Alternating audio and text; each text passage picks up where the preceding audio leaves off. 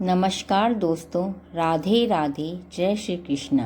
आइए आज हम सुनते हैं मार्गशीर्ष मास कथा अध्याय 2 में कृष्णाबाई की कथा। वो कृष्णाबाई जो भगवान की बहुत बड़ी भक्त थी। समुद्र किनारे एक गांव में कृष्णाबाई नाम की बूढ़ी माता रहती थी। वह भगवान की परम भक्त थी। वो एक झोपड़ी में रहती थी। कृष्णाबाई का वास्तविक नाम सुखिया था, पर कृष्ण भक्ति के कारण इनका नाम गांव वालों ने कृष्णाबाई रख दिया। घर घर में झाड़ू पोछा, बर्तन और खाना बनाना ही इनका काम था। कृष्णाबाई रोज फूलों की माला बनाकर दोनों समय श्री कृष्ण जी को पहनाती थी और घंटों कान्हा जी से बात करती थी। गांव के लोग यही सोचते थे कि बुढ़िया पागल है। एक रात श्री कृष्ण जी अपने भक्त कृष्णाबाई से कहा कि कल बहुत बड़ा भूचाल आने वाला है, तुम यह गांव छोड़कर दूसरे गांव चली जाओ। अब क्या था, मालिक का आदेश था।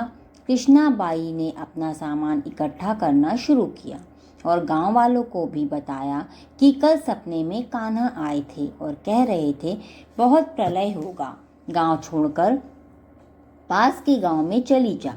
अब लोग कहाँ उसकी बात मानने वाले थे। जो सुनता वही जोर जोर से हंसने लगता। इतने में बाई ने एक बैलगाड़ी मंगाई और अपने कान्हा की मूर्ति ली और सामान की गठरी बांधकर गाड़ी में बैठ गई। लोग उसकी मूर्खता पर हंसते रहे। बाई जाने लगी। अपने गांव की सीमा पार कर अगले गांव में प्रवेश करने ही वाली थी कि उसे कृष्ण की आवाज आई, अरे पगली, जा अपनी झोपड़ी में से वो सुई तो ले आ जिससे तू माला बनाकर मुझे पहनाती है। यह सुनकर माई बेचैन हो गई और तड़प गई, मुझसे ये भारी भूल कैसे हो गई, अब मैं कान्हा की माला कैसे बनाऊंगी। उसने गाड़ी वाले को वहां रोका और भागते हुए अपनी झोपड़ी की तरफ भागी जाने लगी। गांव वाले उसे पागल को देखते हुए खूब मजाक उड़ा रहे थे। माई ने झोपड़ी के तिनकों में फंसी हुई सुई निकाली और फिर पागलों की तरह दौड़ते हुए गाड़ी के पास आई। गाड़ी वाले ने कहा कि माई तू क्यों परेशान है, कुछ नहीं होना है। माई ने कहा अच्छा अब चल और जल्दी से अपने गांव की सीमा पार कर।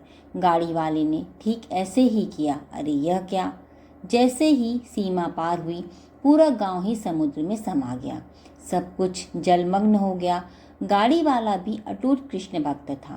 एन केन प्रकारेण भगवान ने उसकी भी रक्षा करने में कोई विलंब नहीं किया। ऐसे ही हैं हमारे कान्हा। प्रभु जब अपने भक्त की मात्र एक सुई तक की इतनी चिंता करते हैं तो वह भक्त की रक्षा के लिए कितना चिंतित होते होंगे।